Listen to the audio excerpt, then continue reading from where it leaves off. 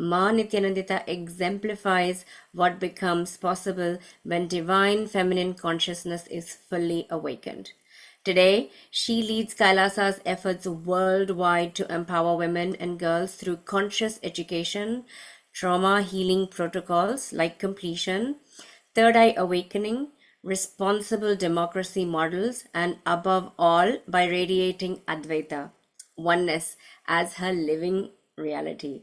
Please join me with deep reverence in welcoming Her Royal Highness Ma Nithyanandita as she shares with us how collaboration with Kailasa can create a world where every woman manifests her highest possibility. Next, we have Roshni Nambiar Schroeder. She is an indigenous Hindu woman representing Nithyanandeshwara Paramashiva Hindu Temple. She's an environmental scientist, birth doula, and midwifery student holding master's and bachelor's degree in zoology and environmental science. As a midwifery student and an environmental scientist, she integrates scientific rigor with the traditional wisdom of honoring life. Her journey as a disciple of the Supreme Pontiff of Hinduism, Bhagavan Sri Nithyananda Paramashivam, especially in the vibrant ecosystem of Kailasa, inspires her to champion Vedic feminism, a paradigm rooted in awakening and reverence for divine feminine energy, the principle of ahimsa and indigenous wisdom as the answer to current global issues. As a speaker at the UNGA summit, UNGA 80 summit on women and girls in science, she is passionate about bridging the gap between scientific innovation and spiritual harmony.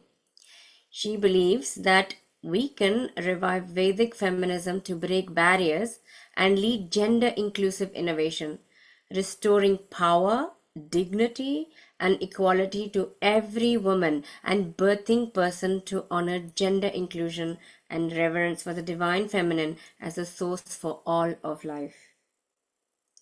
Thank you for joining us, Her Royal Highness Ma Nithyanandita and Roshni Nambiar Schroeder. Thank you very much for joining us. Next, we have Sarita Pashupaleti, who is an indigenous Hindu woman working as a software engineer, a devoted mother and caretaker of her parents, embodying resilience, grace, and determination, guided by her family guru, the Supreme Pontiff of Hinduism, Bhagavan Sri Nithyananda Paramashivam, and his revival of Vedic feminism. Sarita is representing United States of Kailasa, the Gambia. She discovered the strength to excel in STEM while staying deeply rooted in Sanatana Dharma, the Hindu indigenous tradition. Through her guru, the Supreme Pontiff of Hinduism's teachings, Saritas realized that womanhood is wholeness, not a forced choice between career and family, but the empowering ability to be both nurturer and innovator. Her children, inspired by the Supreme Pontiff of Hinduism, Bhagavan Sri Nithyananda Paramashivam's Gurukul vision, thrive academically while remaining grounded in Dharma and cultural integrity. Sarita's life demonstrates how ancient wisdom can guide modern ambition, breaking barriers, preserving heritage, and shaping a gender-inclusive future. Thank you so much, Sarita Pashupaleti, for being here with us. Looking forward to hearing from you. Next, we have Ma Samarpini Nitya. She is representing Nithyananda Meditation Academy UK and is a transformational therapist. She's a founder of truth2joytherapy.com and trauma specialist for women and children.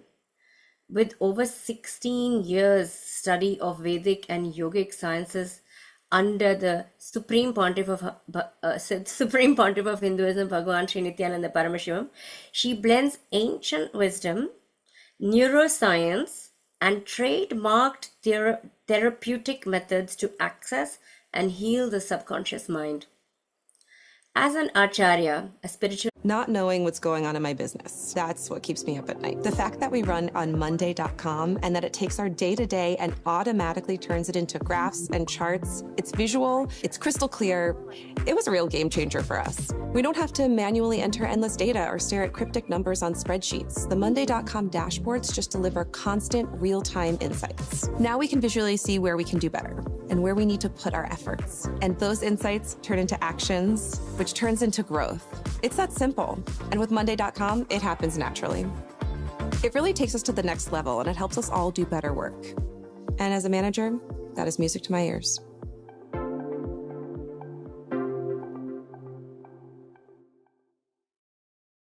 Kailasa. This is by the Supreme Pontiff of Hinduism, Bhagavan Nithyananda Paramashivam.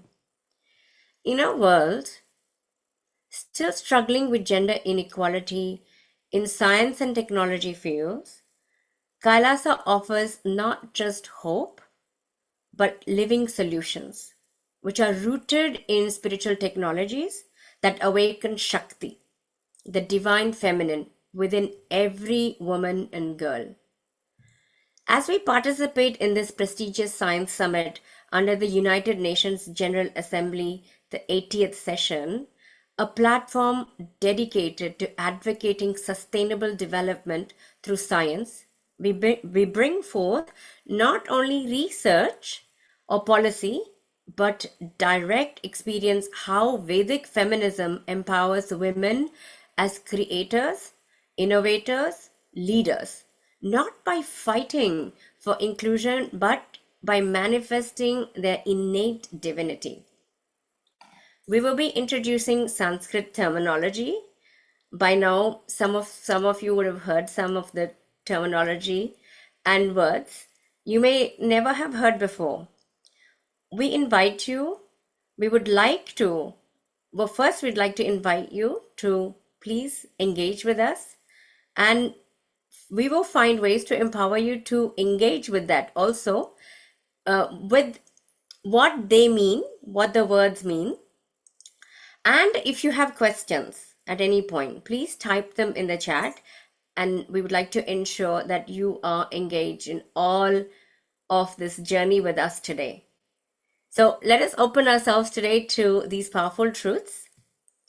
Let us witness how Kailasa and the Supreme Pontiff of Hinduism are gifting humanity with spiritual technologies that break centuries-old barriers and usher in an era where awakened Shaktis, third eye powers, lead our world into peace, prosperity, and oneness. With deep reverence for all present here, and with the blessings of Paramashiva himself, the Supreme Pontiff of Hinduism, let us begin this transformative journey together.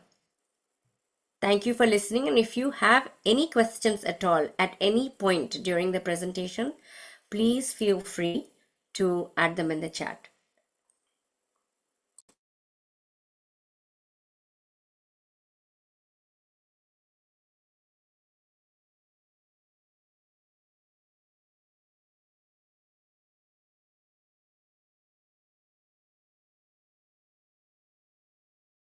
So our first speaker is going to be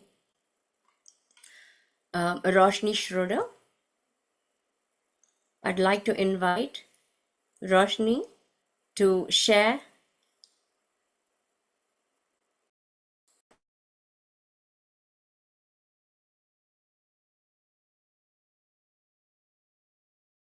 Nithyanandam, everyone. I'm so deeply honored to be in this amazing platform as part of the UNGA Science Summit, the 80th one as part of the UN General Assembly, speaking on a subject that is extremely dear to my heart, and both with my deep devotion to His Divine Holiness, Nithyananda Paramashivam, and my deep love of science. This confluence for me has been a really amazing and wonderful journey. So this segment is on science and Hinduism. And here I would like to ask the question, and for you to think about it, as to how you think science and spirituality meet. Do they meet? Is there a huge gap? Are these the things that we need to consider as we enter a world which is facing climate change, destruction of many natural areas, and a lot of issues with sustainability and the way in which we live? So I pose this question to you. How do science and spirituality meet to form the basis of breaking barriers for women and girls in science? So to do this, we have to think about what science actually means.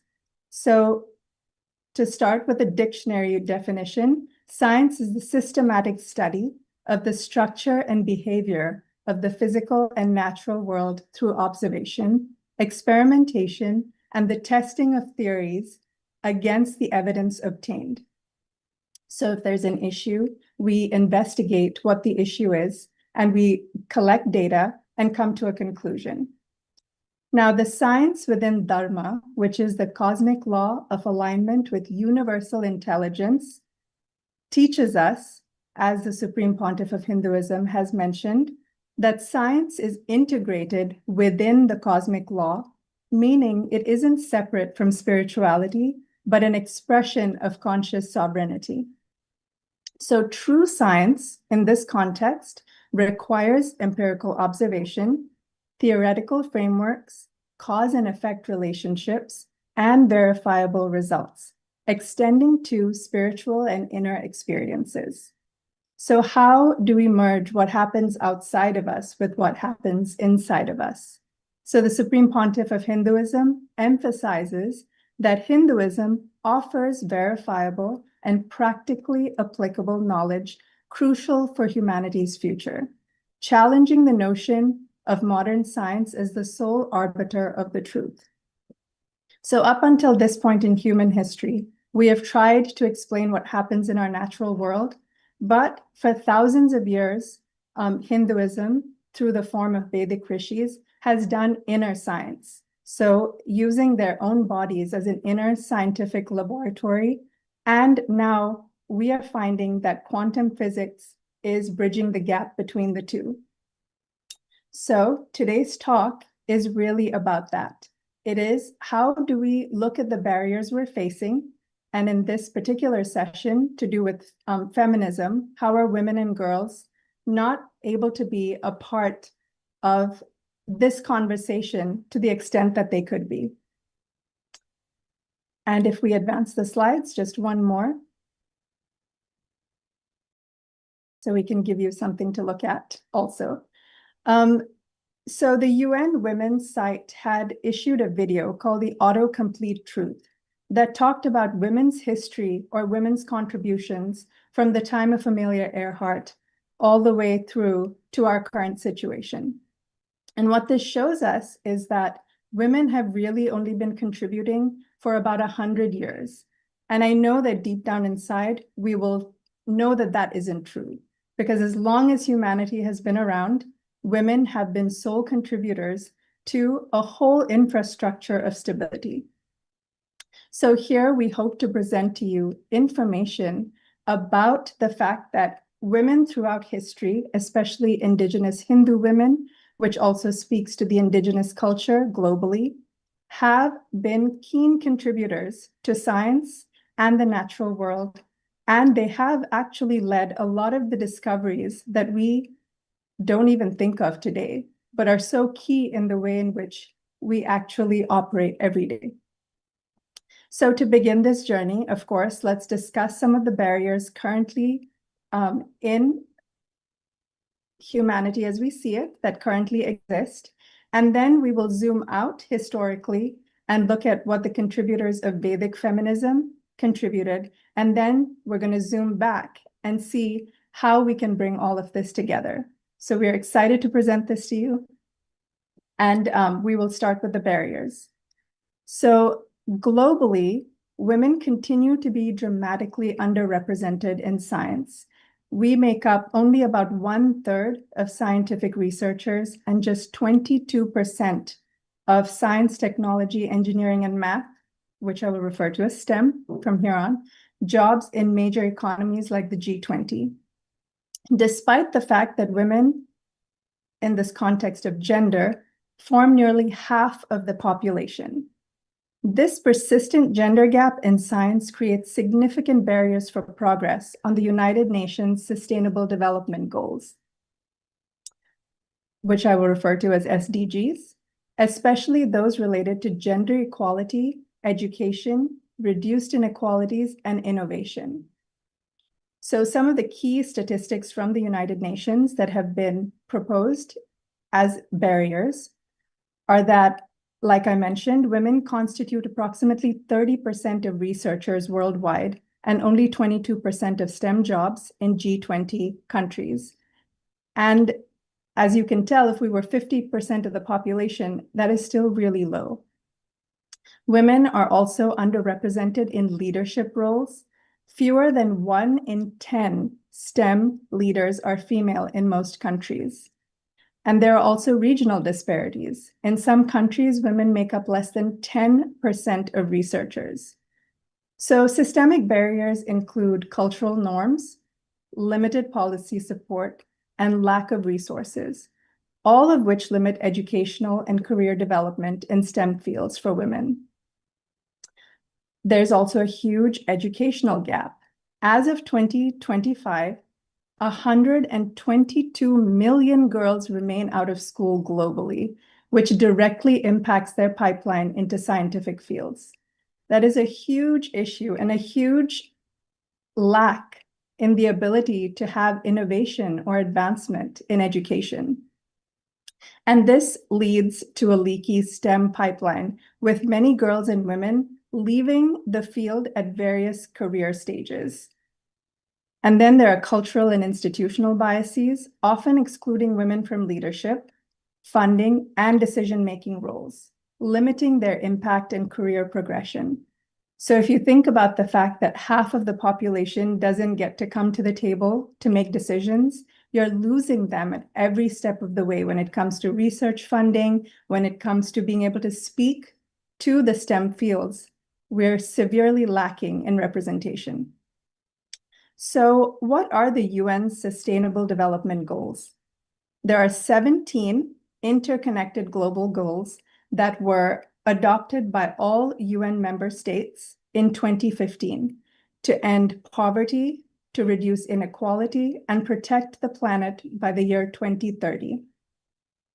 So there is a visual in the next slide where you can see all the UN's Sustainable Development Goals.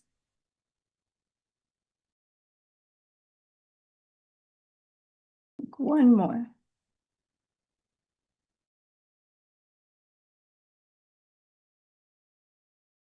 Okay, this visual might make a lot more sense. So the particular goals that are most relevant to our discussion, if you're able to see the screen, is Sustainable Development Goal 5, which is gender equality. Sustainable Development Goal 4, which is quality education. Sustainable Development Goal 7, which refers to affordable and clean energy. Sustainable Development Goal 10, which is to reduce inequalities.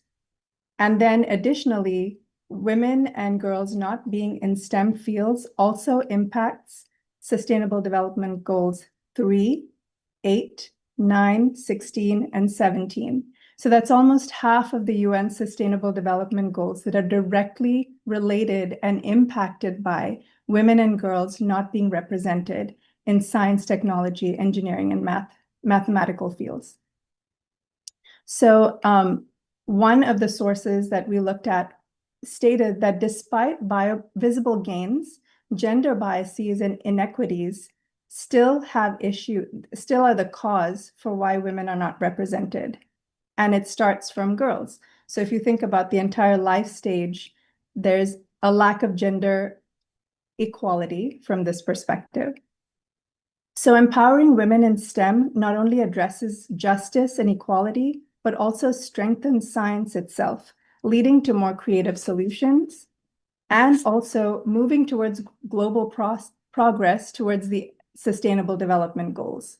So without breaking down these persistent barriers, progress across these goals will slow as the world's science and problem-solving potential remains untapped.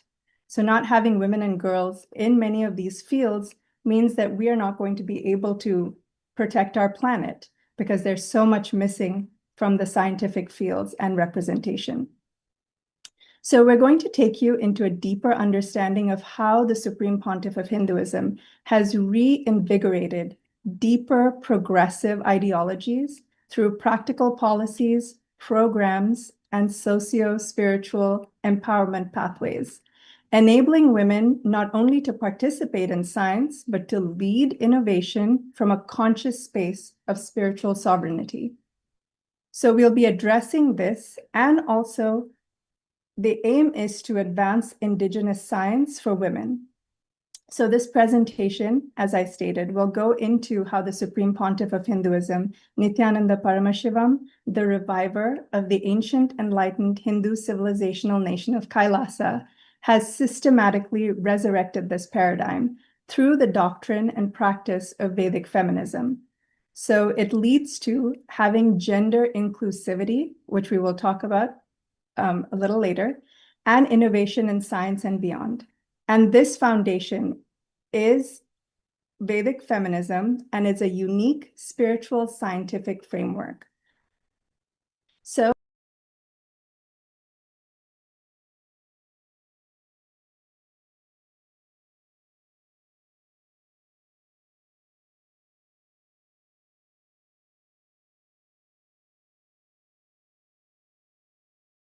Nityanandita to talk about Vedic feminism and the forgotten foundation and the divine feminine. Please join us in welcoming Her Royal Highness Ma Nithyanandita.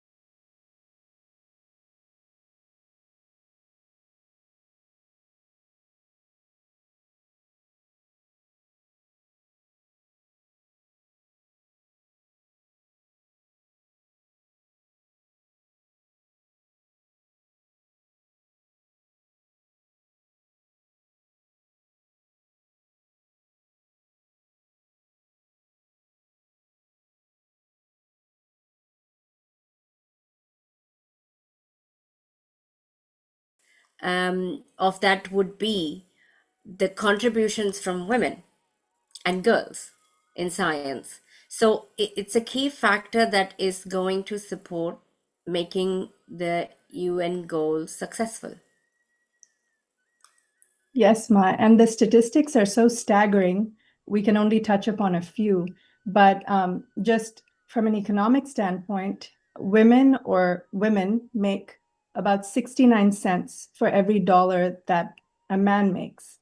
And so Wow. even not contributing economically continues to impact family dynamics, the stability of an economy. And so we're missing out on actually capturing the intense and immense innovation that can be provided by creating an infrastructure that supports and celebrates feminism, or having women bring their very unique perspective to this field.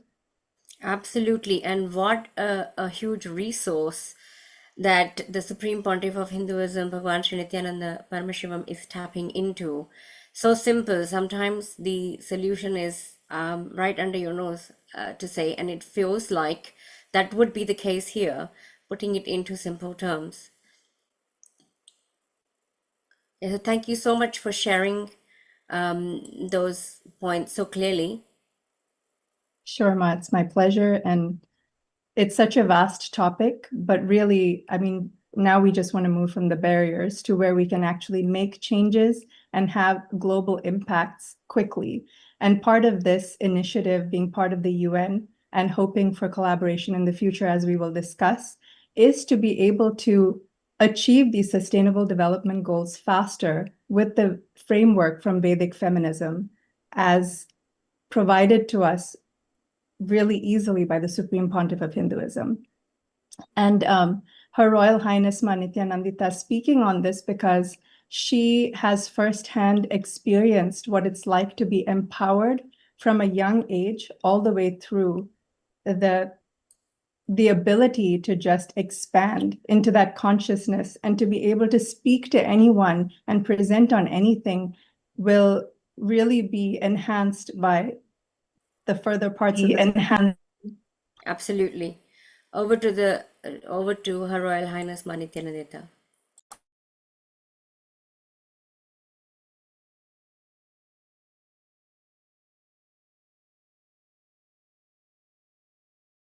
Nithyanandam, thank you so much, Ma Roshni and Ma Atmadayaki, for that beautiful introduction and context. Because in today's world, it is all the more the need to talk about the importance of the revival of true Vedic feminism, what it stands for. Because today, the say that the world is in, like both of you beautifully highlighted, in so many different aspects. And the way how women, like Ma Roshni addressed a very important point, without including women in the field of science and with the current way how the education is rarely available for women, so many SDGs are largely affected. SDG 5, SDG 4 of quality education, gender equality, SDG 7, SDG 10 to name a few, but I'm sure it impacts every other goal in a huge way. And she beautifully highlighted about how empowering women in STEM not only addresses justice and equality, but also strengthens science itself, leading to more creative solutions and accelerating global progress towards the SDGs. Actually, this reminds me of one of the very beautiful statements that my guru, the Supreme Pontiff of Hinduism, says, and which I think sets the tone of what true Vedic feminism stands for, what true Vedic Hindu feminism stands for. I still remember there's one satsang in one of the discourses, the Supreme Pontiff of Hinduism highlighted the necessity, the importance of the role that women have. And one statement very beautifully summarizes it. Swamiji says that if politics were to be handed over to women, the whole world will not have a single war. And I know this statement is so powerful, it's so empowering, but it also underscores a very important fact, a very important statement. In Sanatana Hindu Dharma, in Hinduism, to anyone, anytime we want to add sacredness to anything, we just need to we naturally make it as feminine. Like, for example, if you want to make water sacred, we call water as Ganga Mata. We want to make cow sacred, we call her as Go Mata. We want to make planet Earth sacred, we call her as Bhumi Devi. We want to make nature sacred, we call her as Prakriti. You want to make education sacred, we say Devi Saraswati, we call her as Devi. You want to make power sacred, we say Para Shakti, Shakti. You want to make wealth sacred, we say Lakshmi. Anything in Sanatana Hindu Dharma, to add sacredness, the word Ma, the feminine aspect is attributed to it.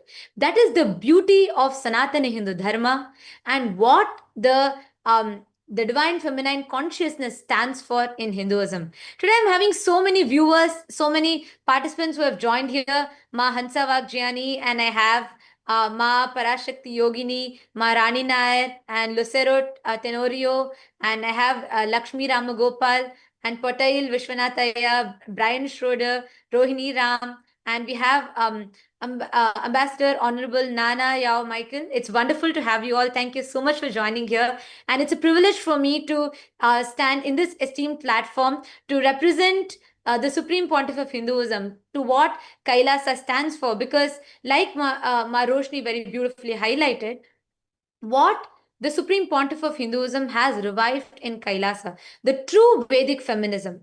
The Aboriginal indigenous agricultural tribe of Hindus hailing from India have roots in ancient enlightened Vedic civilization. These indigenous traditions are known for their progressive ideologies, gender inclusivity, and empowerment, by which women are not merely respected as equal to men, rather worshipped as a manifestation of the divine feminine. And here's where I'd like to highlight an important point. We do not, and when I make the statement, I make it with all the responsibility that it carries. We do not stand for or advocate for gender equality, because trying to make two people equal is just sheer violence. We stand for gender inclusivity, to celebrate every being to what they are, what they represent, to what they stand for. And yes, I see Ma Zeng is resonating with it. I'm sure you connect with it. And every viewer that are connecting with it, I request you all to take a moment to share in the YouTube comment section. You all can post any questions, any of you. We have doctors, we have people, women from various career walks of life here. Ma Francisca from New York has joined in here. It's wonderful to have you here. And she's a pediatrician joining here from New York. And just to see this room that I'm in, and I know many of you here who have achieved various things in your life from various different career walks, and every one of you sitting here will surely resonate with this statement of mine, because this statement that I'm making carries a lot of responsibility, as I said, because while world talks about gender equality, trying to make, you cannot compare an orange and an apple. You enjoy an orange for what it is and an apple for what it stands for. Same way in Sanatana Hindu Dharma, we treat every being as a manifestation of consciousness. Every single being is worshipped as a manifestation of ultimate divinity. So is a woman. So every gender is celebrated for uniqueness, not for equality. So Sanatana Hindu Dharma stands for gender inclusivity, not gender equality. There's a very beautiful verse in the Manu Dharma Shastra, Manusmriti, the 3rd chapter, 56th verse, which sets the tone of how the feminine gender is treated. Because when I say about, how women are treated, I also want all of us to remember it does not mean men or any other gender for that matter were oppressed or were suppressed.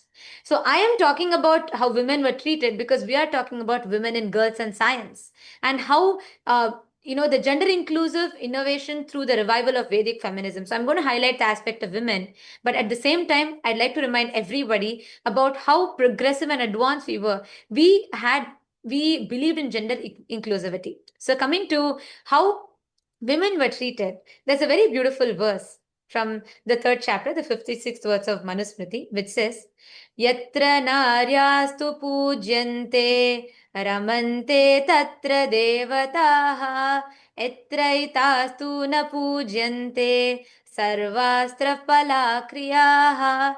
It says, where women are honored, divinity blossoms there.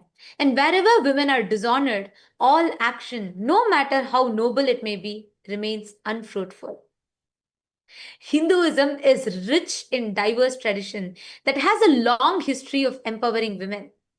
In fact, Hinduism, and I take all pride in saying this, Hinduism is the only religion in the world which has source scriptures written by women.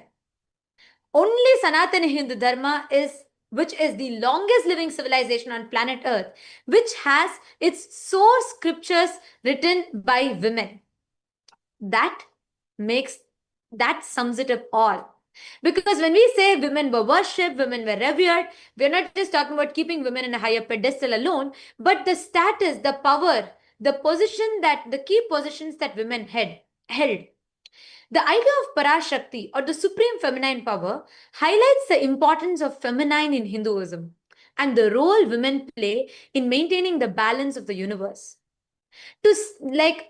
Everything, like I highlighted to you all earlier, to add sacredness to anything, we just say it as Mata, mother.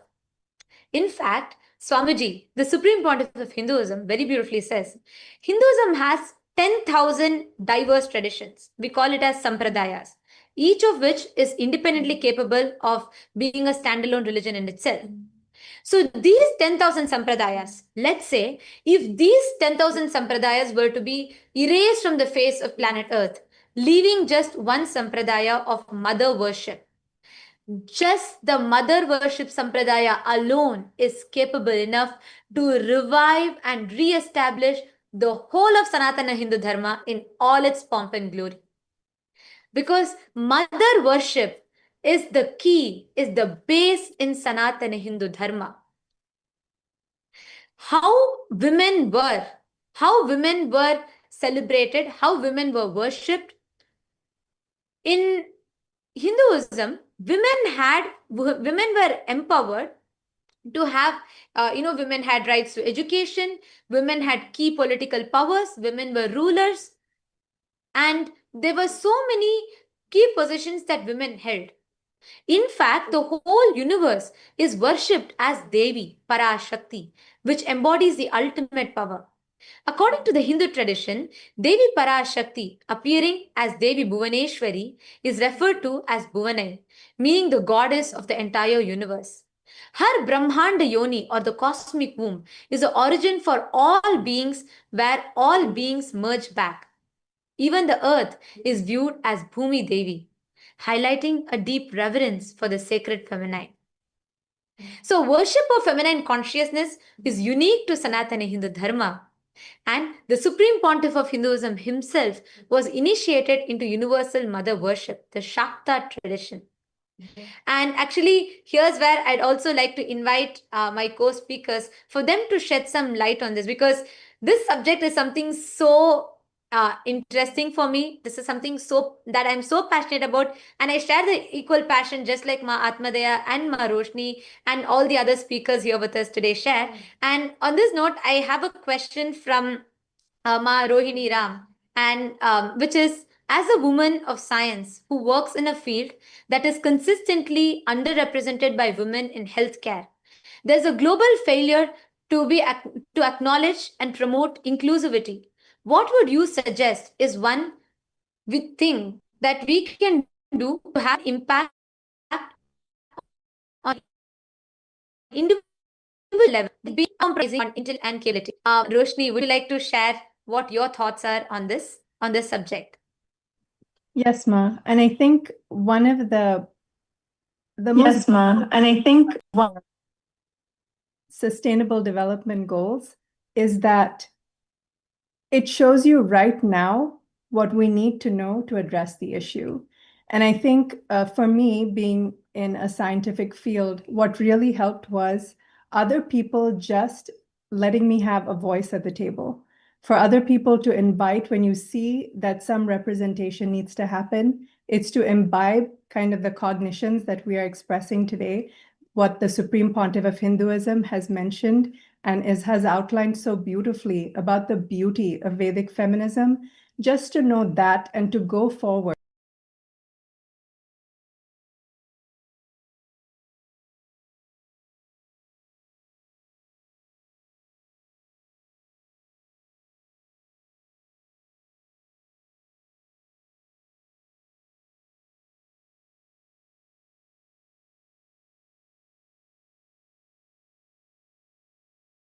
To go forward. So it's wonderful, Rohini Ram, for your question. It is absolutely a very appropriate question for this time.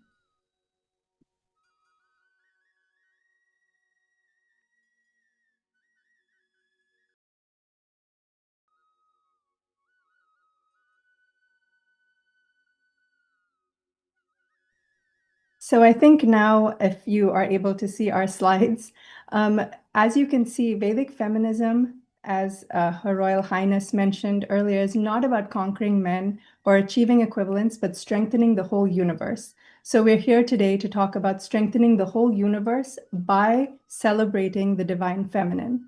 And when you think about feminism as we know it societally, it's a very different concept. So even just having that understanding. So if we would like to discuss how it changes our cognition about feminism, I think that is a very apt point going forward from here.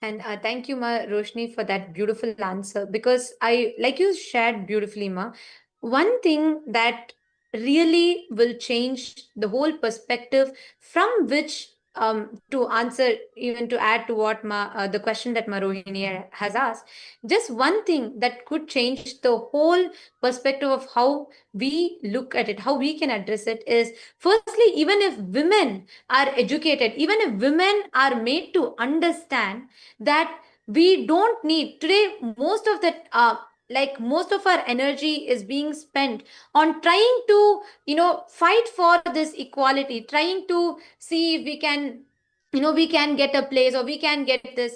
But fundamentally, to make a woman, to awaken that para shakti in a woman, when just a woman awakens her divine feminine consciousness, that itself, just reminding a woman of her true potential, awakening her consciousness, makes changes the very identity in of which that they cherish or that they carry.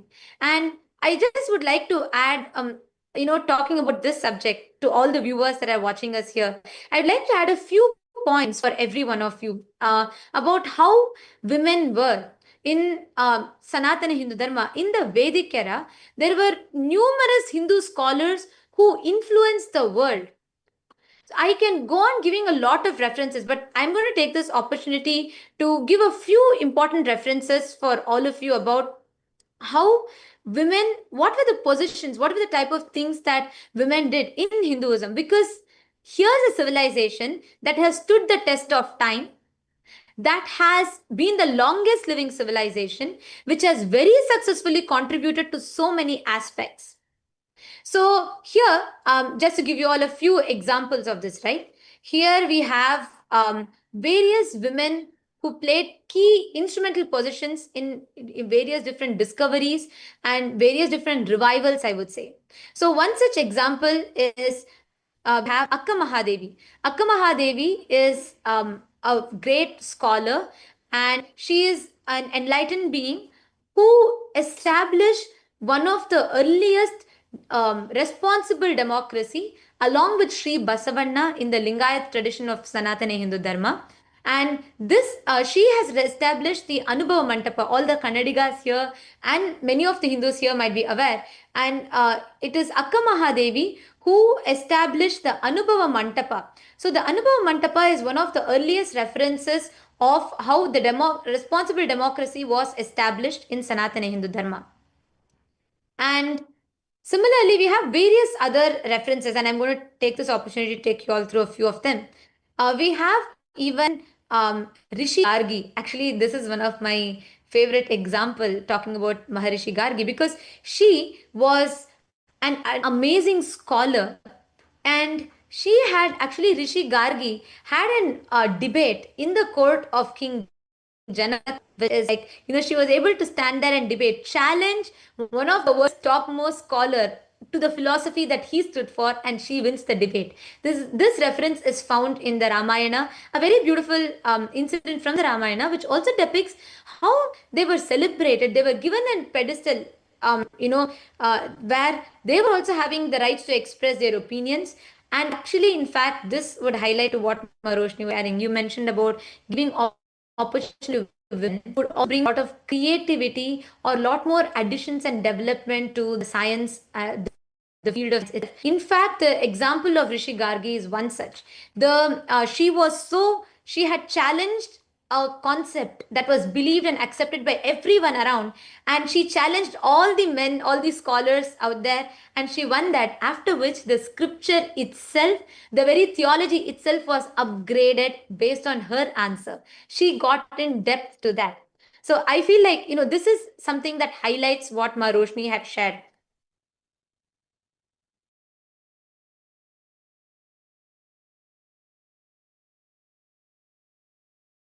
I wanted to add one point. Actually, it's on Rohini. And I wanted to add one Mhm. point. Actually, it's on.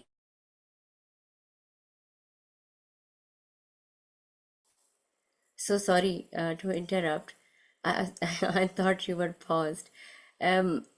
Something that it's Rohini Ram's question, the last part. So it was, what would you suggest is the one thing we can do to have that impact on an individual level, was being uncompromising on intellect and capability.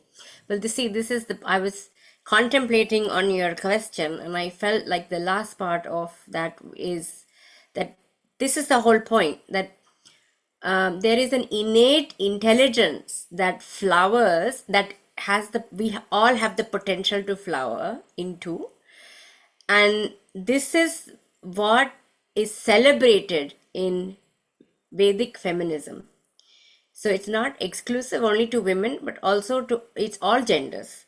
So there is, in that intelligence, there is already capability and of course intelligence. So intellect, it would be the diluted version of what our capabilities are in a way. So there would be no compromising of it.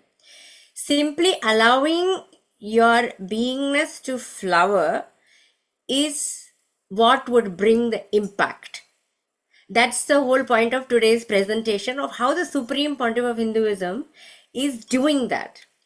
See, that what you can do on an individual level through the initiations, which we will talk about obviously through the presentation, and the revival of like the examples of the wonderful women that Her Royal Highness Nityanandita is giving, those, they are innately, naturally capable and have the intelligence.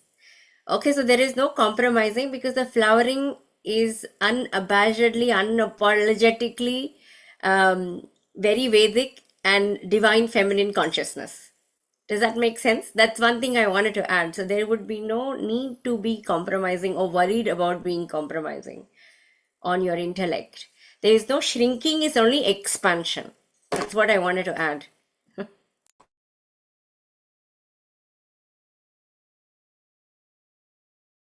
Thank you, Ma. And also, actually, talking about this, I'd also like to highlight about how there are various different factors that contributed to the way how, see, today, this entire, whether all the spiritual masters or all the warriors, we have Devi Meenakshi, Rani Lakshmi Bai, and then we have Velu Nachiyar, Ahilya Bai Holkar, and I can go on. And there's so much to talk about each one of them. And each of these women collectively demonstrate the significant historical presence and impact of women in various esteemed roles within Hinduism, serving as inspirations for intellectual leadership and the spiritual achievements.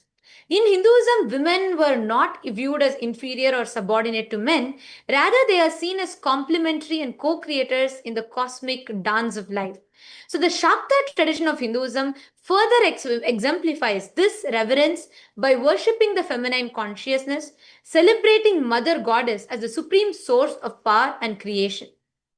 So, this deep rooted respect for feminine divinity underscores the intrinsic gender equality within the Hindu philosophy.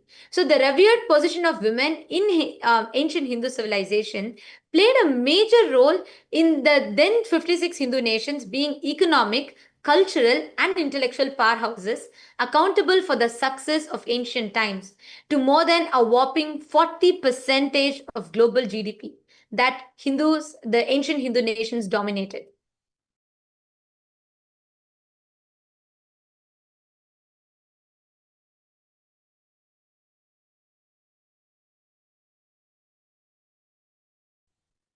And here are a few more factors that I'd like to rope in. And Ma Roshni, would you like to add on further about how this impact, or what the Sanatana Hindu Dharma was established?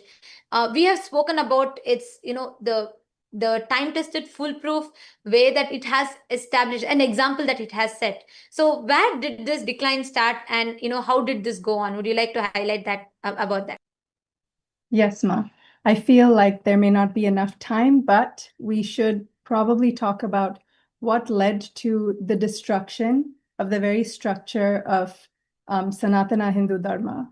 And as many of you know that are well versed in history, you have to know that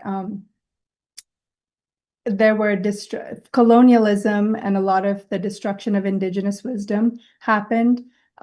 invasions over time, religious intolerance, this idea of caste-based violence and extremism in contemporary times have led to this decline in Vedic feminism.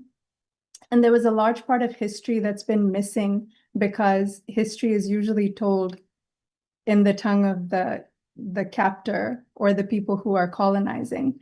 Now, knowing this and having missed a large part of that history, the Supreme Pontiff of Hinduism has highlighted what this systematic destruction of feminism did for the culture. And I think this speaks to indigenous wisdom all over the world that has had a history of colonization.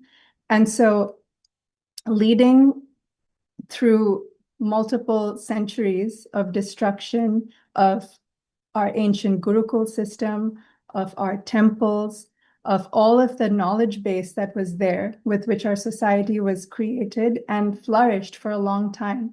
I think, Ma, you can probably speak to the statistics of the GDP of India at the time prior to colonialism. And so there's a huge historical basis. It's a very deep and quite saddening history, but it's very much there and highlighted in the United States of Kailasa's history, which the Supreme Pontiff of Hinduism has so beautifully put together and has created as a historical source document to explain to us, really, in this context, how Vedic feminism was destroyed. Excuse me. And now what we're having to deal with is the repercussions.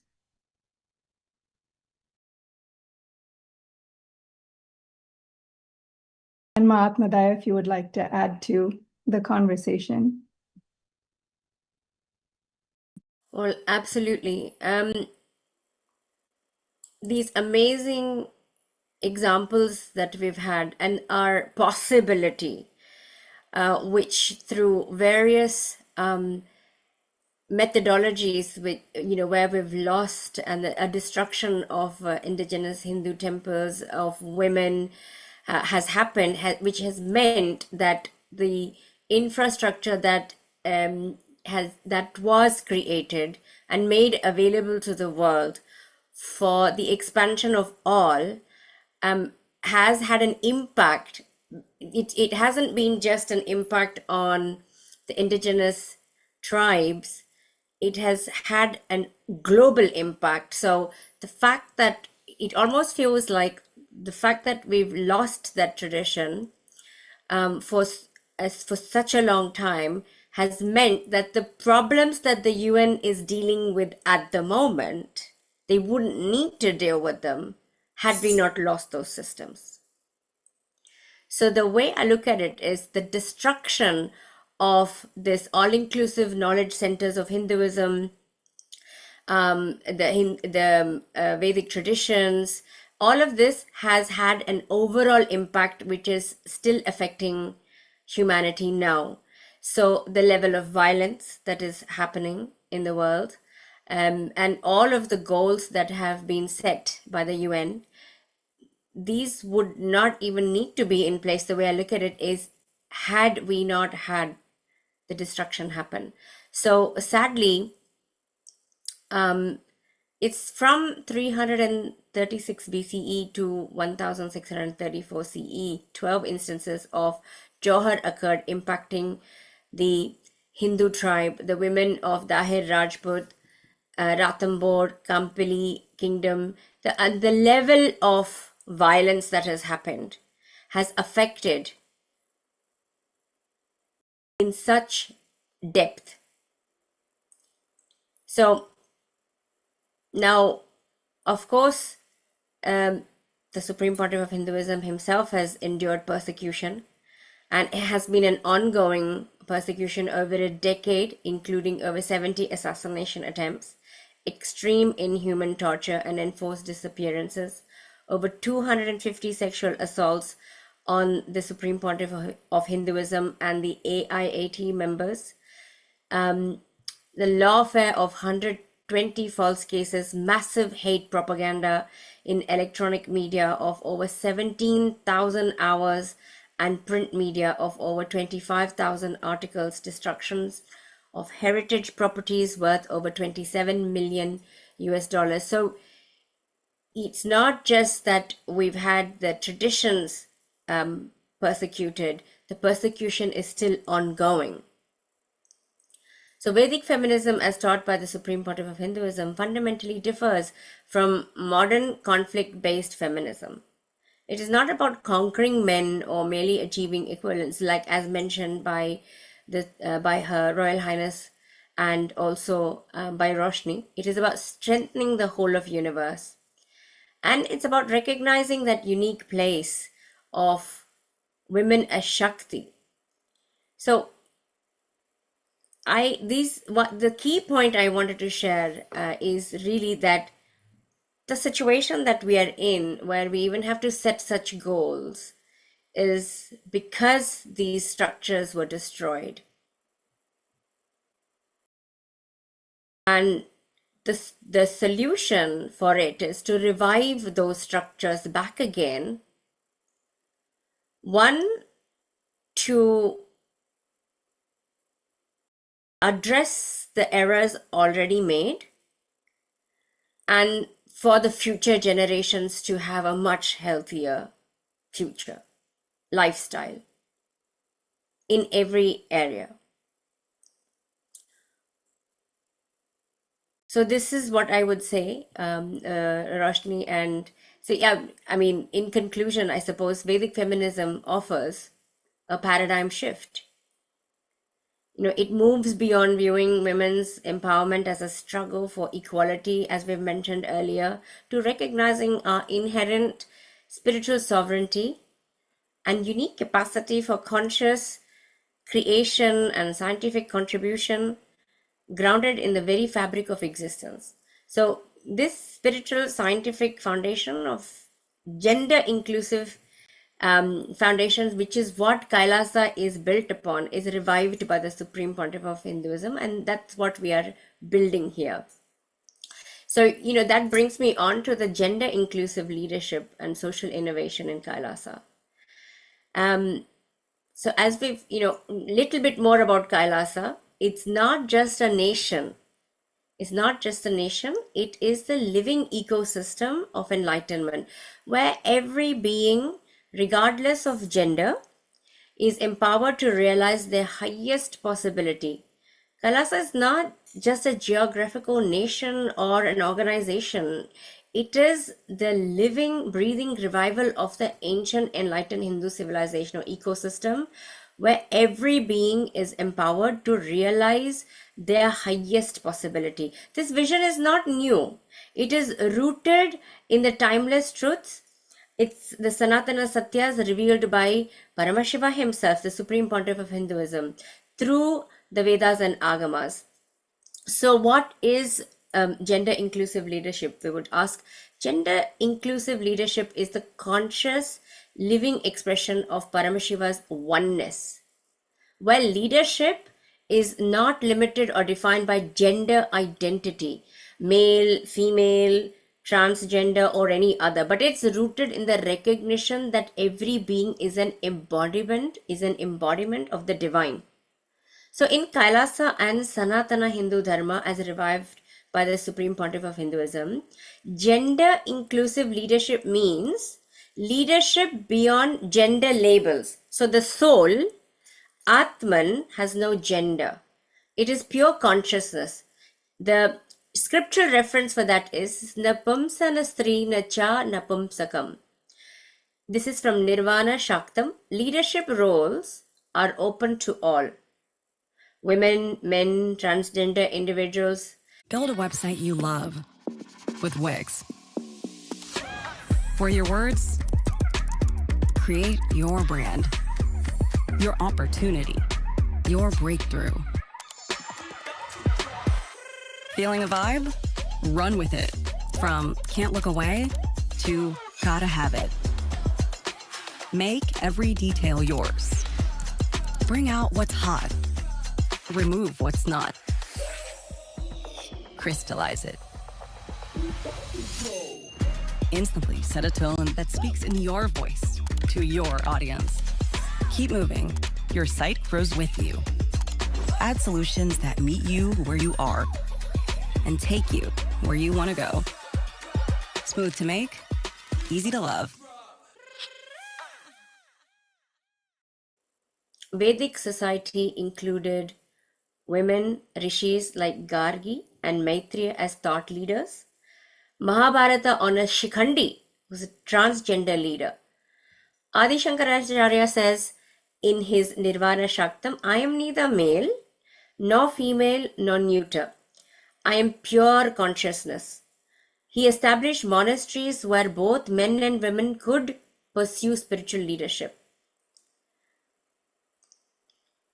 So, Ramakrishna Paramahamsa experienced Advaita, oneness, through worshipping Kali Ma, and as well as living moments as Radha, the divine feminine, showing transcendence over gender identity, which leads to spiritual realization.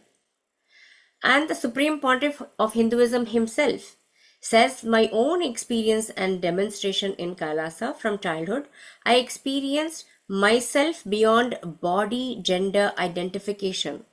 As Paramashiva himself manifesting through this body, this realization allowed me to relate with all beings without any bias or limitation based on gender identity. So that's the Supreme Pontiff of Hinduism himself in his own experience. So why gender inclusive leadership? In most societies today, even spiritual ones, leadership has been limited by gender biases, stereotypes, or exclusionary traditions. But Sanatana Hindu Dharma always recognized all genders as sacred expressions of consciousness. Transgender beings were celebrated as divine manifestation, as mentioned earlier, like Ardhanarishwar. Leadership was based on responsibility. So Kailasa revives this original model. Here, leadership, in Kailasa, leadership means radiating oneness beyond all labels. And also manifesting Paramashiva's intelligence for Lok Kalyana, which means for universal good. In Kailasa, the Adinams, women, men, transgender devotees are all initiated and empowered to perform the highest temple rituals, Rudra Abhishekams, Chandi Homa, Navaratri Pujas without restriction. Everybody is equally given the opportunity from their willingness to learn to participate. And like during major festivals like Navratri, which we are having the beginning of next week, or Mahashivaratri, you will see female sannyasinis and transgender devotees leading abhishekams alongside male priests. The spiritual teachings and initiations, women serve as acharyas, spiritual teachers, giving discourses on Upanishads, Agamas, and Bhagavad Gita. So in the decision-making structures, you'll see that the governing council of Kailasa include women sannyasinis, male sannyasis, householders of all backgrounds, including transgender representatives. Decisions are made based on responsibility, yogya, and contribution, not by gender quotas or tokenisms. You'll find that women are 90% is in the Kailasa governance, basically has 90% women. It's a high percentage. Major projects are run and led like Annadan, free food distribution through Gurukul education programs. Temple construction are led by teams comprising all genders. Then we will be learning about the Gurukul education system in a moment as well.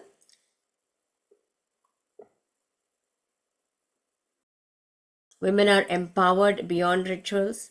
They have administrative authority. Women manage temple finances, accounts, actually they lead legal teams, oversee international outreach programs for Kailasa's humanitarian work.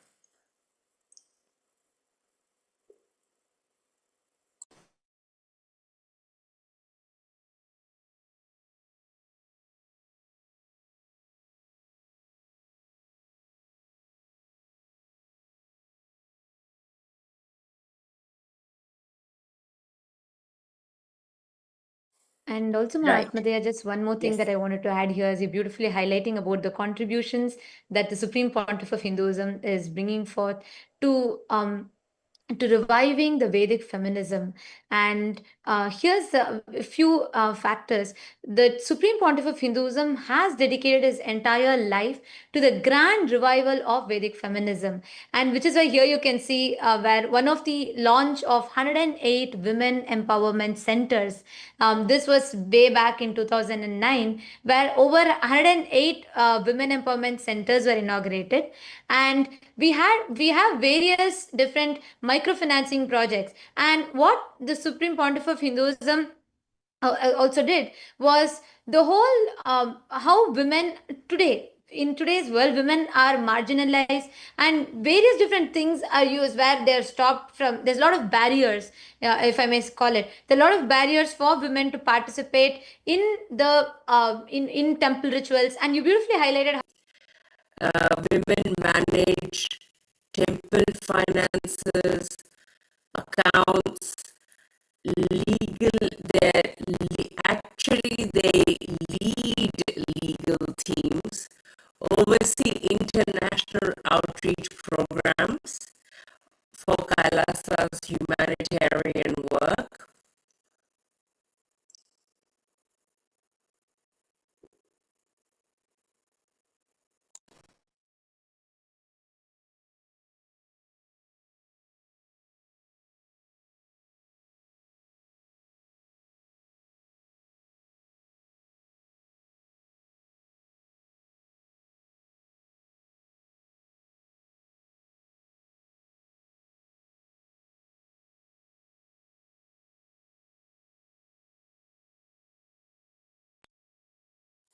And also, Mahatma, there just one more thing that I wanted to add here is you beautifully highlighting about the contributions that the Supreme Pontiff of Hinduism is bringing forth to reviving the Vedic feminism. And here's a few factors.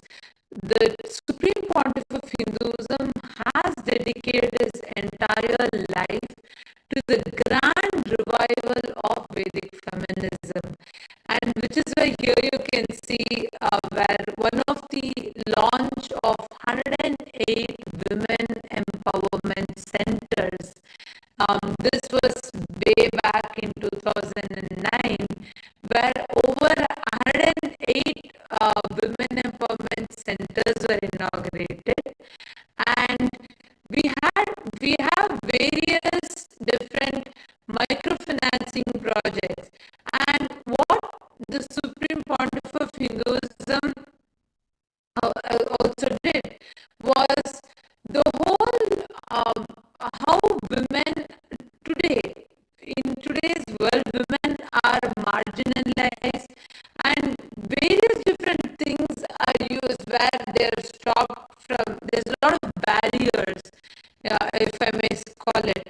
There are a lot of barriers for women to participate in the in temple rituals. And you beautifully highlighted how in Kailasa women sannyasis get an opportunity to stand and offer the worship, be the main priestesses of the temple.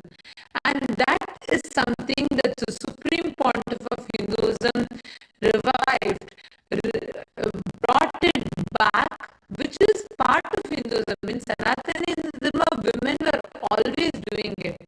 But in the modern day, in today's day, all of these were diluted due to persecution and due to various different things that, like Mahatma there beautifully highlighted. And the Supreme Pontiff of Hinduism launched from there on a number of social initiatives such as Annadan, where rural women, especially widows, single moms, and survivors of violence, are trained into life skills, forms of employment to empower them with self employment. We have various such initiatives like the Nithyananda Lakshmi, one of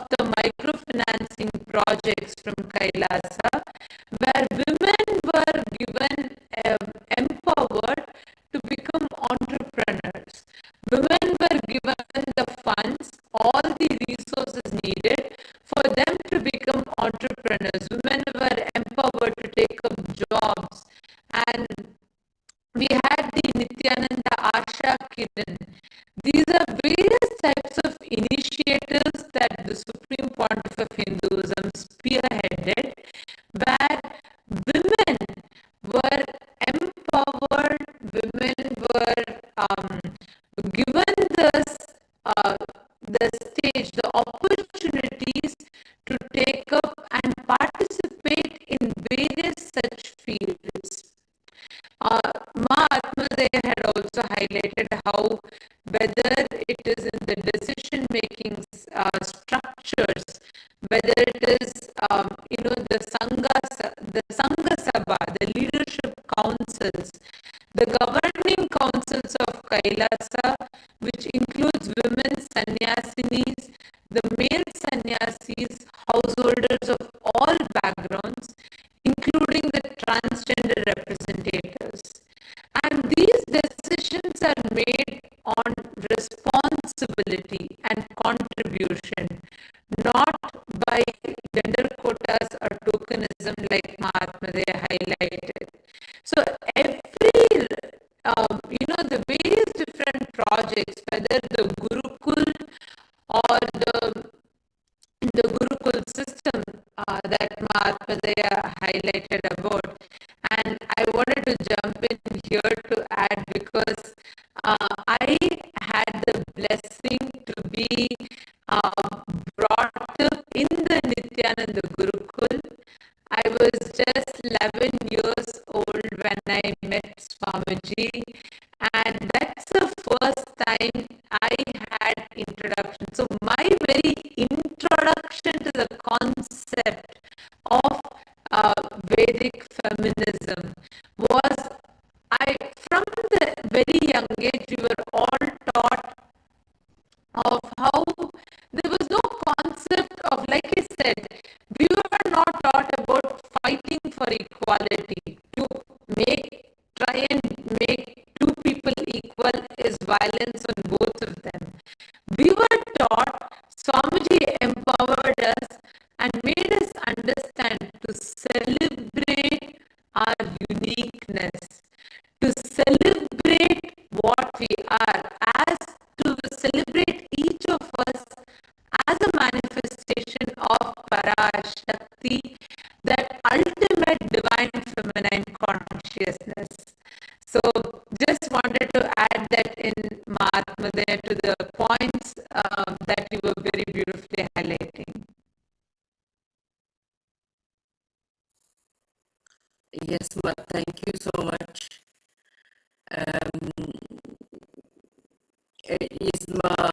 Would Ma Roshni like to add anything? Yes, Ma, while we were discussing this, I was just thinking, so how does one awaken one's innate sacred feminine energy? And I think that's something that I'm sure everyone would want to know. So if we are all equally balanced in the energies, how does one awaken the part of yourself that's suppressed?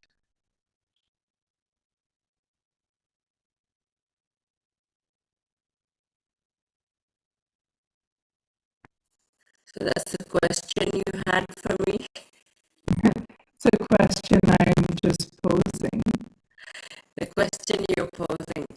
Well, it's to me, it's an obvious answer, which is, of course, the initiations from the Supreme Pontiff of Hinduism, Bhagavan Nithyananda Paramashivam, because the science of awakening that from the root is exactly what currently is happening in Kailasa. So it isn't a case of, the way I look at it isn't a case of just reading a book about it or taking a process and implementing it or going to a structure and educating yourself about it. It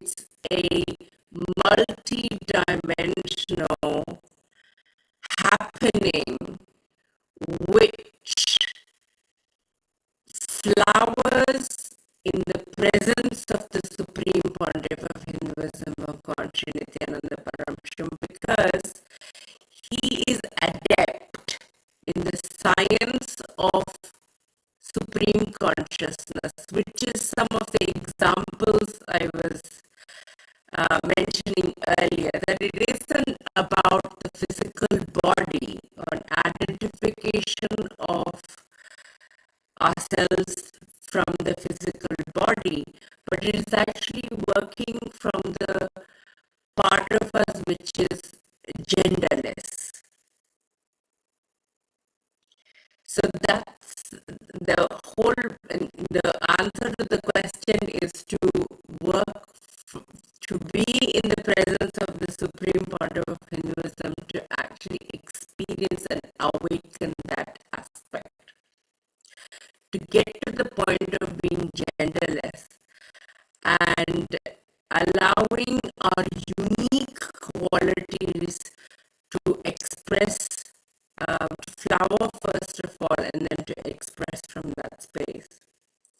So you see, in Kailasa there is global representation. So women leaders from Kailasa have actively participated in UN sessions, advocating for women's rights, sharing insights, part of Annalaya projects, and there's a high proportion of female leaders.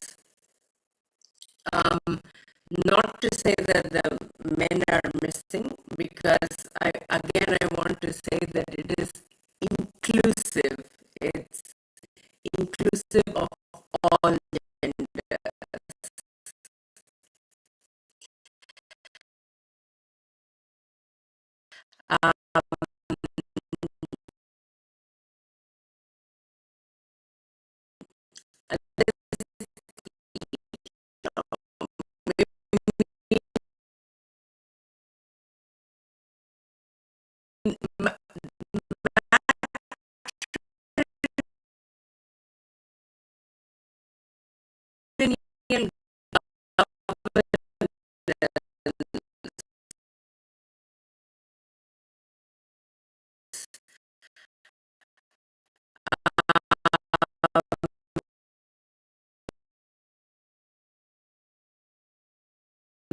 The government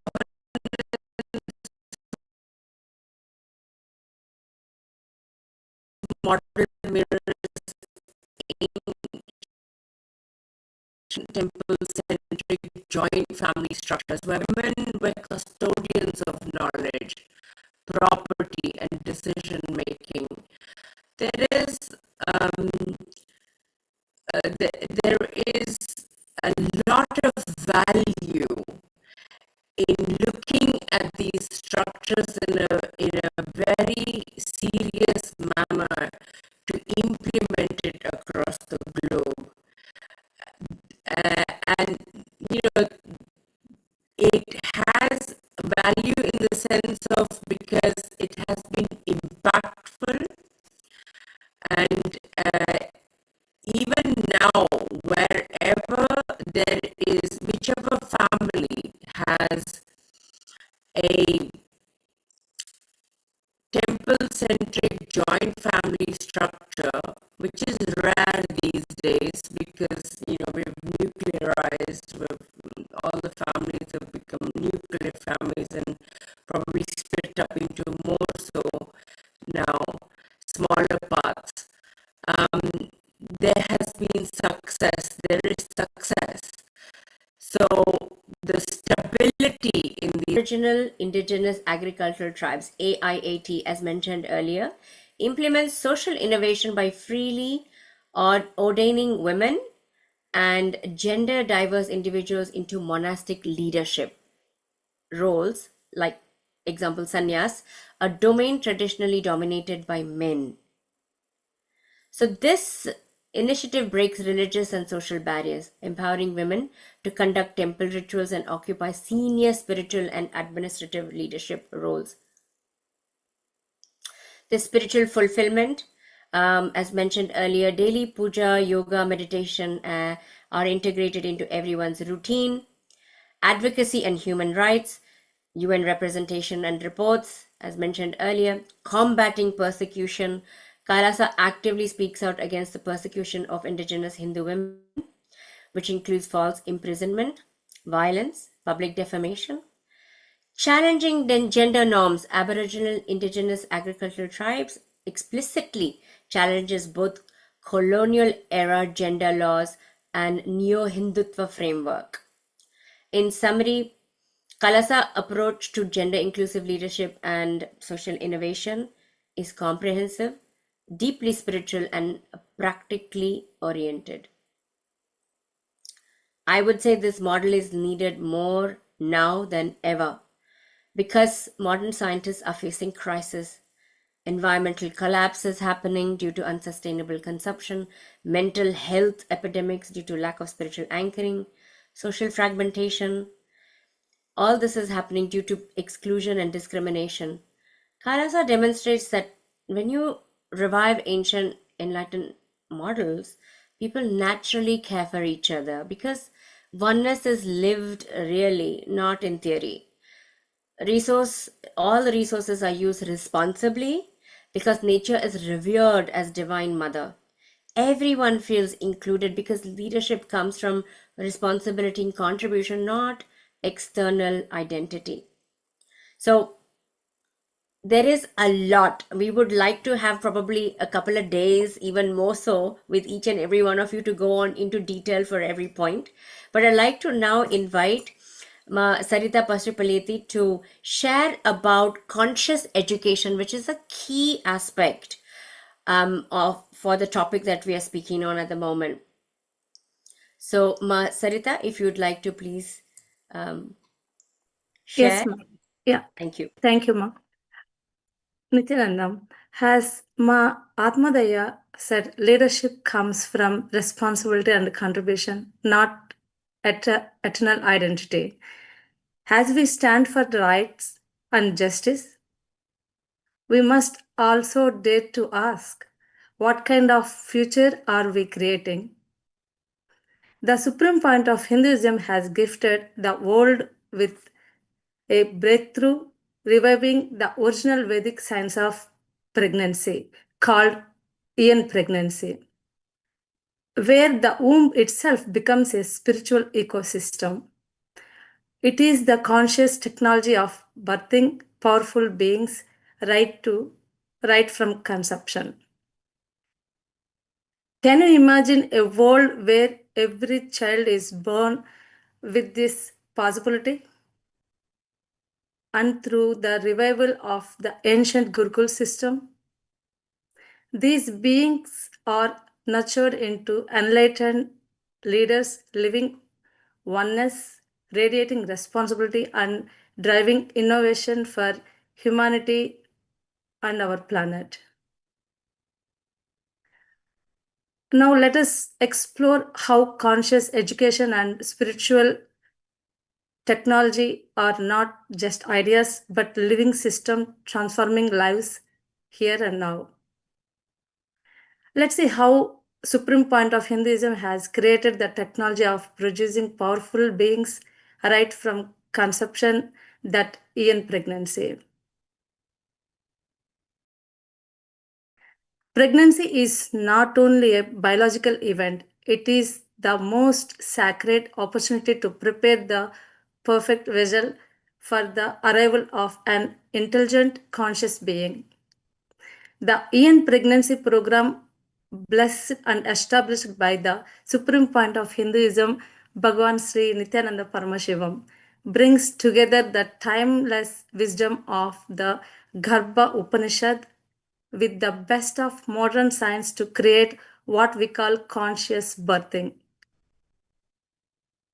Supreme point of Hinduism has given profound importance to this program because he reveals that the conscious of the mother and father during conception and pregnancy directly determines the intelligence, health, and spiritual potential of the child. By guiding by guiding parents through yoga, meditation, visualization, and Garbha Samvada, communing with the unborn child, he ensures the baby receives not only good health and biomemory, but also the ability to radiate higher intelligence and compassion. Ma Nityananda, you want to add anything here?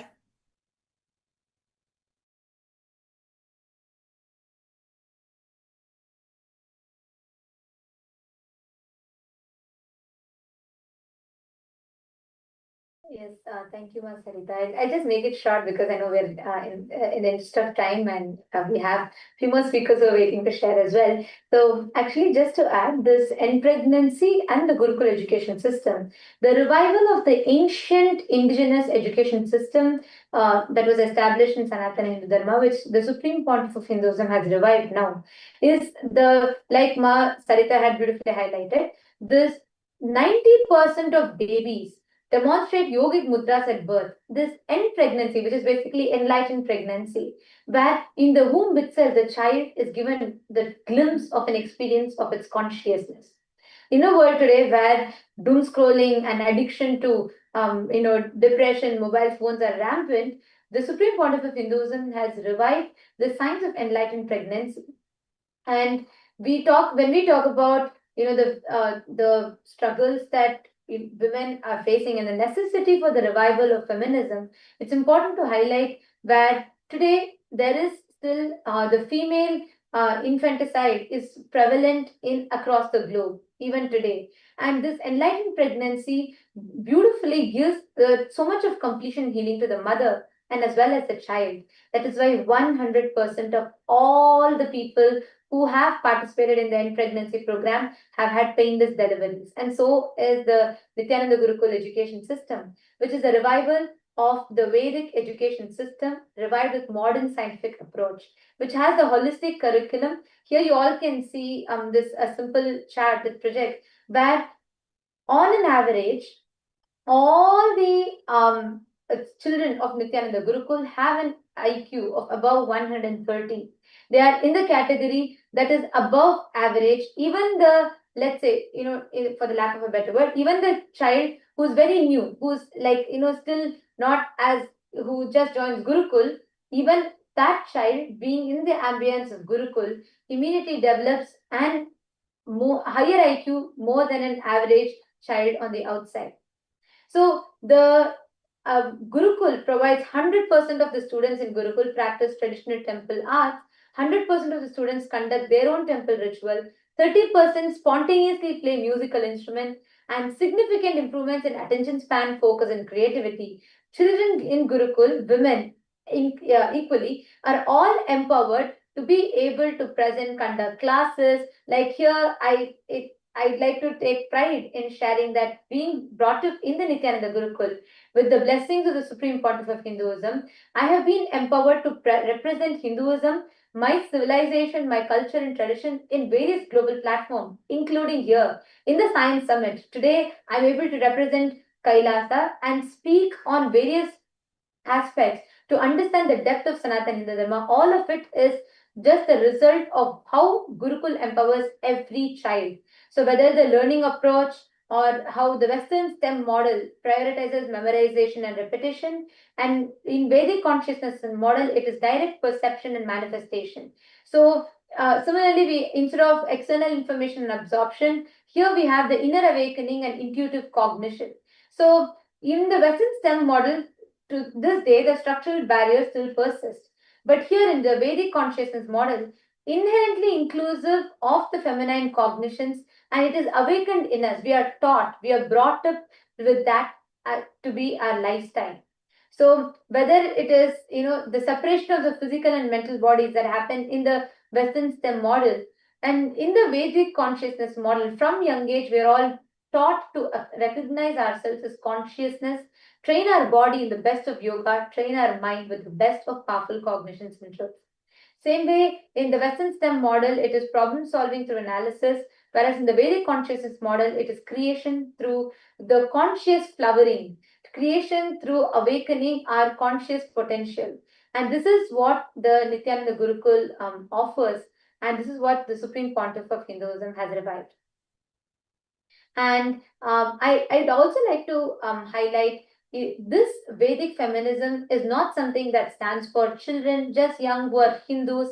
We have had women from various walks of life. In fact, we have Ma Samarpini, who's one of our speakers here today, who's from the New York, and she has been also empowered with this Vedic feminism. She is a businesswoman, she's an entrepreneur, and she's very successful in her life. And she has also been immensely benefited from this science. So I think it would be right for her to talk about this subject as well.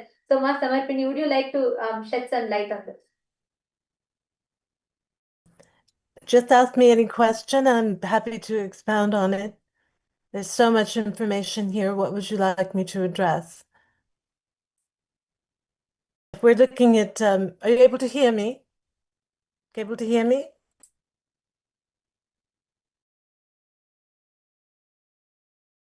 Yes, Yes. absolutely. We're able to hear you. Yes. So I'm happy to speak on any part. What came up for me when I was listening to this conversation is to understand the role that consciousness has in our life, because that is all there is. And we need to understand it as ourselves. When I look at my clients and what I see they suffer with is identity crisis. And there's really only three things people suffer with in general, male, female, any gender, is that they feel they're different, which they actually are, but they don't see themselves as, celebrating their uniqueness. They don't see the essence and the truth of their existence. So they look at others and compare and feel, oh, I'm different. I can't have what they have. It is one problem everyone is coming in with. Second is it's not available to me. Whatever I want, I can't have it. That's because there's a limited understanding of who they are and the powerfulness that is innate within them, because they have become disconnected to who they are. 74% of the world believes in a higher power. It used to be more than that. But if you're not connected to the essential aspect of who you are, how can you ever feel confident and powerful? And the third thing that everyone is suffering from, is that there are only three, is I'm not enough. And what I've experienced and learned through this Vedic science is understanding who I am, essentially. And just by understanding the truth of my existence, I've become powerful in who I am and how I view the world around me and how I see others as extensions of myself. I'm no longer isolated in my small view, right? In my limited view. The Gurukul children, they have no idea that they can't do something, or that something isn't available to them, or that they are not enough. They really understand themselves in the purest sense that they are consciousness, they are powerful. When when I am with clients and they come in with any of these issues, I say, yes, you're different only because you're an individual consciousness, but you're a part of a oneness. And we are all individual consciousness, and that's what makes us equal. So, there's no less. There's no one that's more, that no one that can have more, and you can't have more. I mean, these are common experiences people are going through, and you think about empowering and looking outside, how can I become powerful? The powerfulness is you.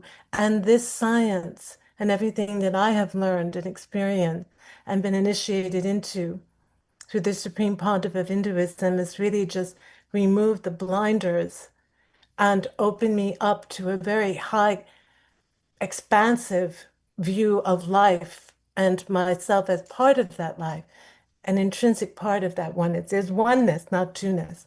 And I think that is a difficult thing to understand. But if we saw the grace in that understanding, how life would be very different for each of us individually, and then the whole also would essentially change.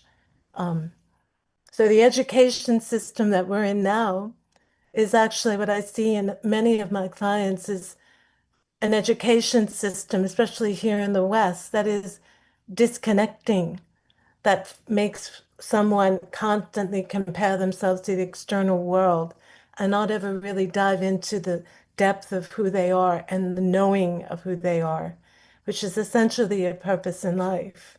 So we are lost because we are running after things that we don't really want, and we don't even know it.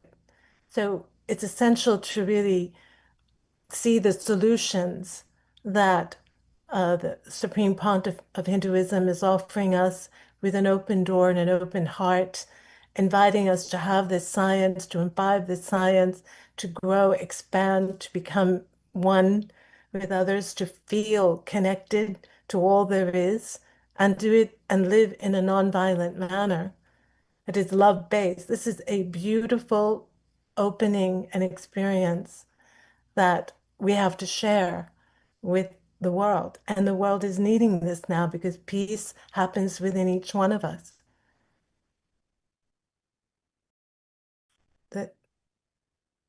Does anyone like to add to that? That's absolutely wonderful, Masamarpini. To sum up that the education that the Supreme Pontiff of Hinduism is reviving is coming right. It's not even from after the child is born, but it's actually from the moment even before conception. Yes. Before conception, the ambience is created, the atmosphere is created, the ecosystem is created for a conscious being to arrive. So the mother and father are educated in the right way to create the right ambience to have a high consciousness being land, and from there the education continues. So where the modern education, actually the contemporary education, looks at once the child is born, put them into a school from a certain age, have a curriculum which is the same. So there's an image that I've seen of all the animals and the lion sitting at the desk and saying, now all the animals need to climb a tree, which is what the test is. And it makes no sense because a giraffe doesn't need to climb a tree. The giraffe is adept at, just being on the ground and getting all the leaves. So it's that education system that, it's like a cookie cutter education system as opposed to awakening the uniqueness in each being. So with that, we come to the end, almost end of the presentation. Anyone who has any questions, please do add them into the chat box and we will attend to it. If not today, we'll reach out to you and definitely respond. And I'd invite Ma Samirpini to share with us what the collaboration and partnership points are available. So at the very heart of this summit lies the truth that the revival of Vedic feminism by the Supreme Pontiff of Hinduism is not just for Kailasa, it is not just for Hindus. It is a conscious breakthrough for all humanity.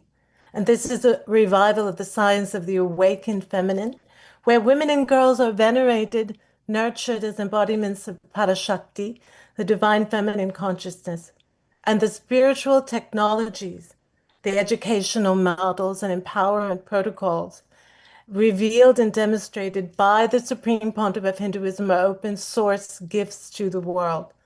And we've already witnessed this in action. I myself experienced this in my life and in my practice.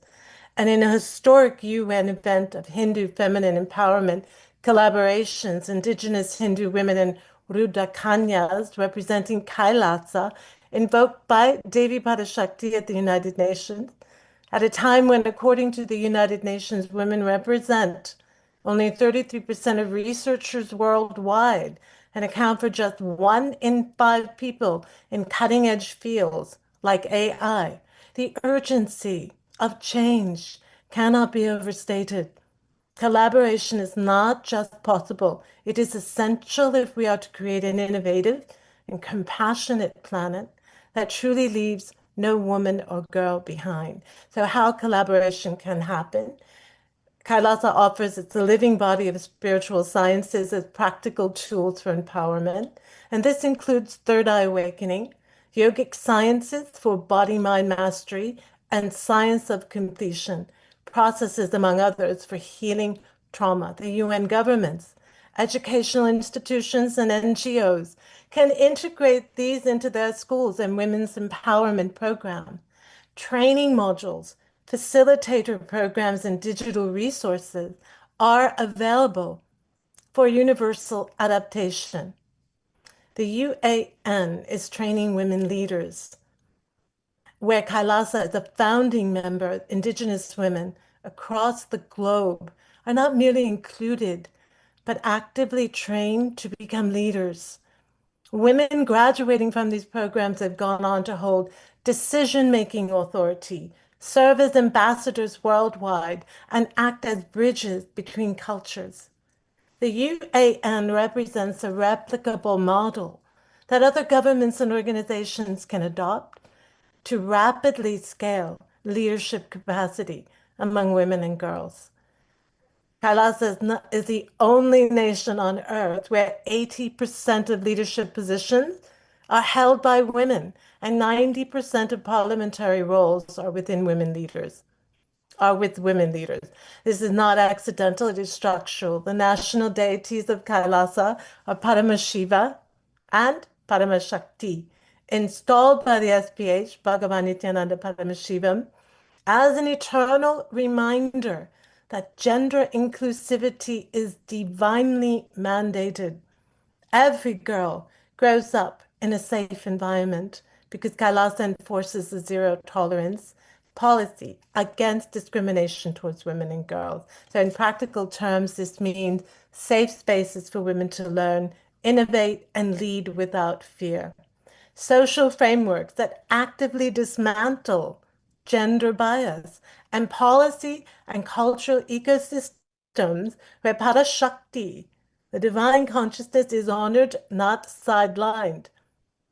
Kailasa invites governments, the UN, universities, research bodies, and think tanks to join us in a unique journey of discovery.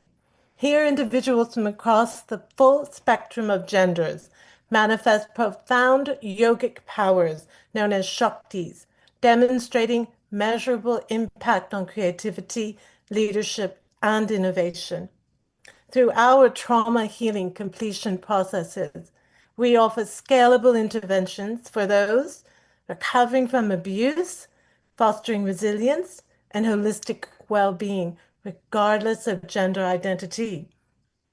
In Kailasa's Gurukul education system, thousands of children of every gender are nurtured to achieve extraordinary focus, confidence, creative potential, blending ancient wisdom with modern advancement. And we invite educators and policymakers to partner with Kailasa and adopt Gurukul-style pilot projects for your regions, enriching learning environments with both Vedic knowledge and inclusivity. We encourage researchers to initiate joint studies documenting the remarkable impact of awakening Shakti-based sciences across the genders. And for NGOs and social initiatives, we urge you to collaborate on trauma healing camps and leadership workshops designed to empower and uplift marginalized and underrepresented genders, ensuring equity, dignity, and opportunity for all. Together, let's shape a future that celebrates the divine diversity of gender and honors the fullness of human potential. And through international forums and conferences, Kailasa connects Indigenous Hindu women leaders and scientists with their counterparts worldwide. And such networks expand the collective intelligence of feminine leadership, enabling breakthroughs across sciences, governance, and spirituality. We have a vision. Our vision is a world where every woman and girl awakens to her innate divinity, the living Shakti within, and manifests extraordinary innovation from oneness consciousness. Through collaboration with Kailasa's spiritual technologies, empowerment frameworks, and educational models revealed by the Supreme Pontiff of Hinduism, Bhagavan Sri Nithyananda Paramashivam, we invite all nations, organizations, educators, researchers, and above all, women themselves to join this sacred movement. Thank you. Oh, wonderful. Thank you so much, Ma Samirpini. That was really inspirational. And I want to thank each and every one of our speakers who've been here and shared the sacred truths revealed by the Supreme Pontiff of Hinduism, Bhagavan Sri Nithyananda Paramashivam.